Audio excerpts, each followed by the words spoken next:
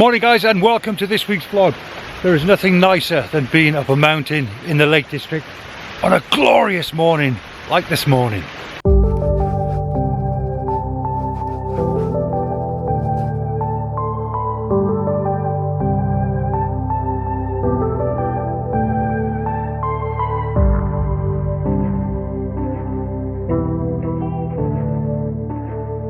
Now I'm on a recce this week for a future project I've got coming up, but obviously you can't come to the Lake District and not physically take pictures.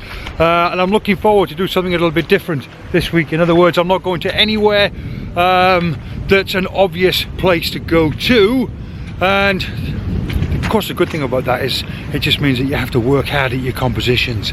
Okay, first and foremost, don't start panicking. It's not going to be another video about compositions, but just as a quick reminder, keep it simple, be really boring.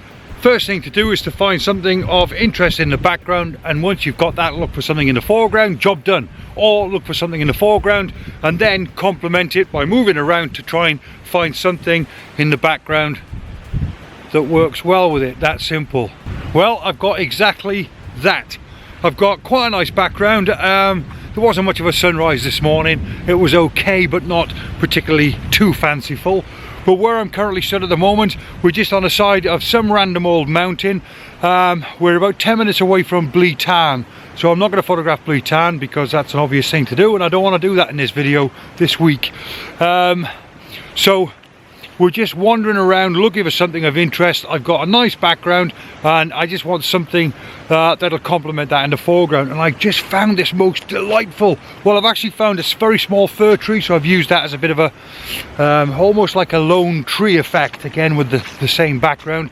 But moving up the mountain ever so slightly, I've just found this old dead, looks like a carcass of a tree, and I'm just using this as foreground interest. But the dead tree, the branches are just heading right out, and they act as fantastic leading lines, taking a viewer's eye out into the distance.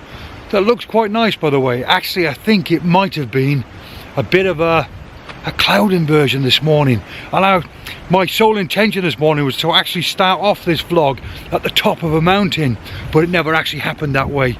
I decided not to, for various reasons. I won't go into it, I won't be boring. I decided not to.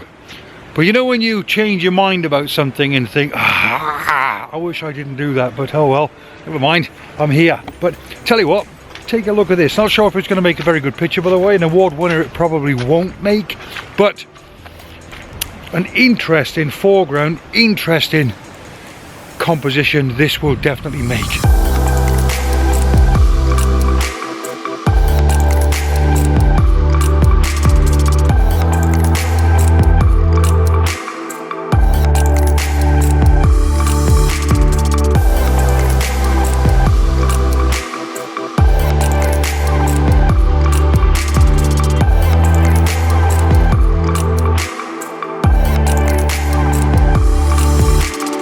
Next stop on my whirlwind tour, Little Langdale. Beautiful. Nice and simple composition. What we've got down here is a tree. Surprisingly, we're going to use that in the foreground. Then we've got a wall in the background there. We've got the water leading off all the way up to that mountain region up there, which is absolutely fantastic. And that's where we were up there this morning, shooting back down.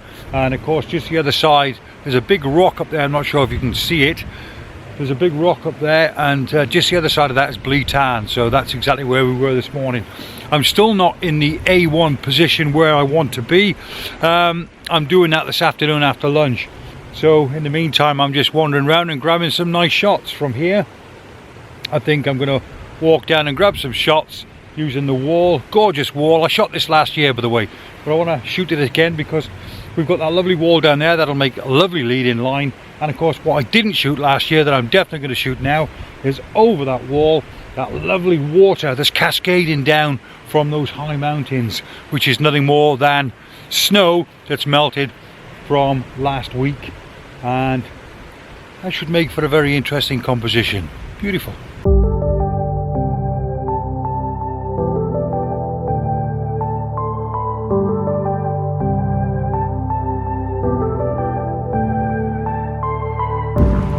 Again, another reason why I love shooting here is because this is Little Langdale, and how many people actually come to the Lake District specifically to come to Little Langdale to take pictures? Not many at all.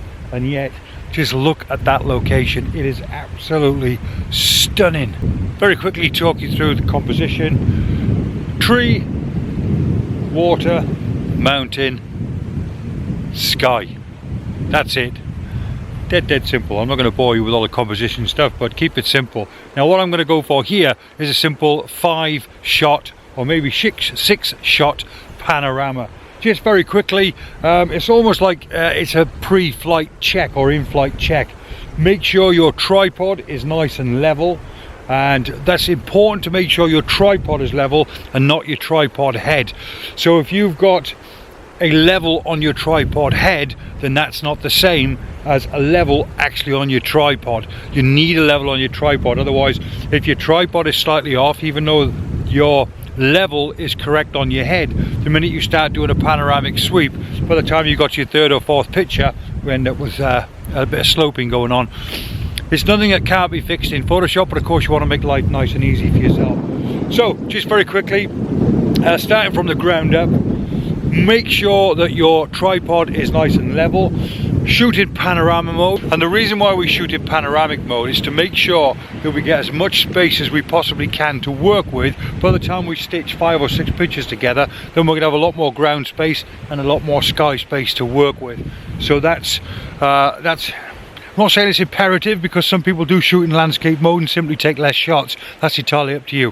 For me, if you want my advice, make sure you're shooting in panoramic mode and whip it right across. So next is to make sure, just check on the back of your camera. The chances are you might well have a level actually on the back of your camera. I do on mine. Just simply press the info button and the level comes up. Or at this point, now you want to make sure that your tripod head is nice and level. So that's a tripod level, tripod head level. Obviously your camera at that point is going to be level, so when you do a panoramic sweep, of course you're going to make sure your horizon stays exactly where it should do throughout the whole of the 5 or 6 images. Next is to focus, find a nice focus point. So in this instance I'm going to focus on that tree, being boring, but that tree is a third of the way into the frame, so keep it nice and simple. My settings at the moment are at f11.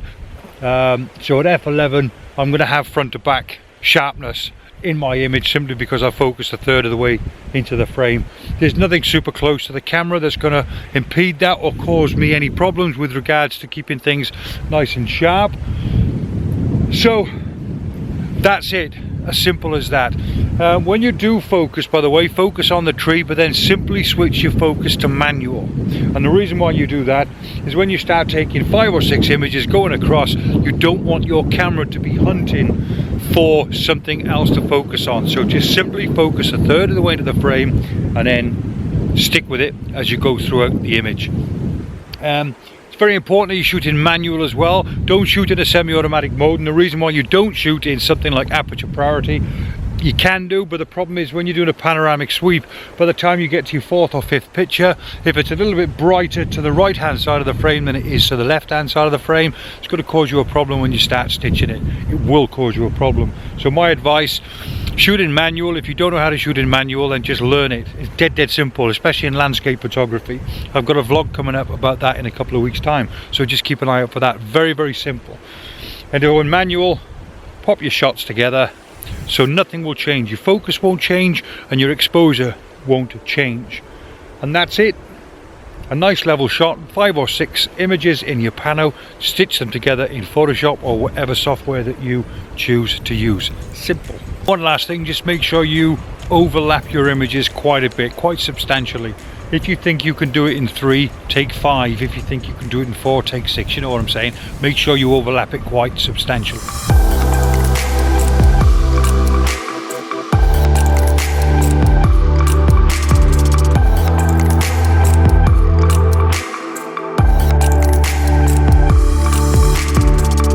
Where we were a minute ago, probably 30 minutes ago, but a minute ago for you, we climbed over the wall, wandered down, and foreground interest. It changes everything. It changes the dynamic. Now I'm trying to get as low as I can down to this water. It's quite ferocious, but it's quite small. But of course, the lower down I can get to the water, the more ferocious and the larger it's going to seem in the frame. Problem is, when I get down a bit lower, I start to lose the background, so that's a bit of a no-no. So I found a happy compromise, and I like that shot. Nice portrait orientation, looks a treat. When it comes to water shots, let me just very briefly talk you through my preference. When it comes to running water and waterfalls, etc., I try and shoot the image at a 1/6 of a second. A 1/6 of a second, okay, maybe up to a 1/10 of a second, but a 1/6 of a second is my preference. And the reason why I like to shoot at a 1/6 of a second is because you still get the blur in, you still got the milkiness from the water, but it maintains the detail. I just shot this now at a 1/6 of a second, and then just explaining to somebody that's with me what it's like when you shoot this at a 1 or a 2 minute exposure. Without stating the obvious, it completely changes how the picture looked, but all the detail is gone from the water, and that's the only slight drawback. So my preference is a 1/6 of a second. When it comes to sea and when it comes to lakes, etc., then as long as possible I want that water as flat as possible, but that's only my preference. Now, I get a lot of comments about how passionate I seem to get, especially because I've been taking photographs for a living for a long time, and I don't know what the answer to that is. If you can't come to a place like this and feel the passion that I feel, then maybe it's another subject you should be photographing. I don't know if that's the answer, by the way. I might seem a bit rude coming across like that. I just get very excitable about pretty much anything I see. I'm like that when I'm shooting weddings, by the way. If I get a lovely venue, a lovely bride and groom, lovely guests, then, you know, without stating the obvious, you're going to put a shift in, aren't you? I mean, just look around here, it's awesome. Now, I can even see this clump of a hill here, just there, and it looks as if it's out of place here in the Lake District, and I'm nothing special, but I'll look at that and think, oh, that's just awesome. What a fantastic backdrop that would make. So now instantly I'm on the hunt for something in the foreground to photograph. I suppose if you don't feel that passion, well, you're certainly not going to come out every week like I do. There you go, typical, and you just saw it firsthand. I mentioned about the rocks that are protruding on that mountain area, and I mentioned about walking past puddles that are still, which is going to create a lovely reflection. Well, let's combine them together now. Might work, might not, but it doesn't matter. I suppose that's where the passion is. Experimenting. Let's try it.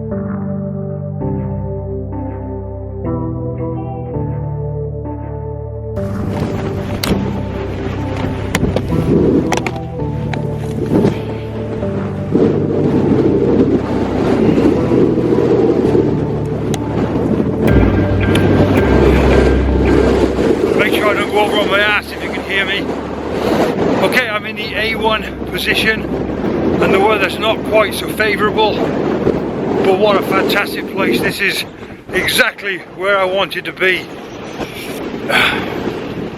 Let's get that camera up my face.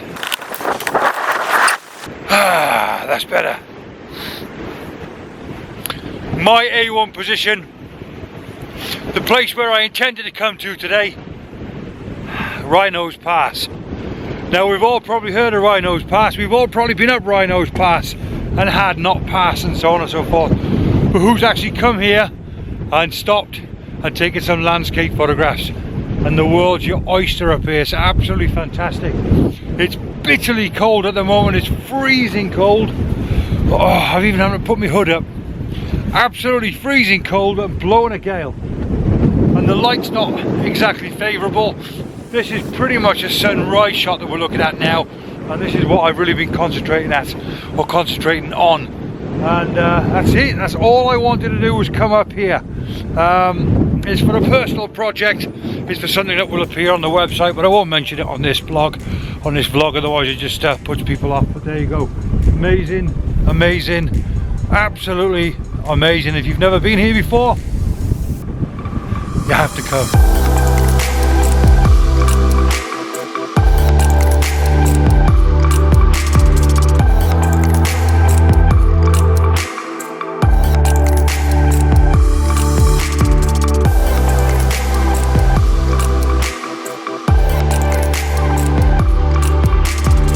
Oh, come on.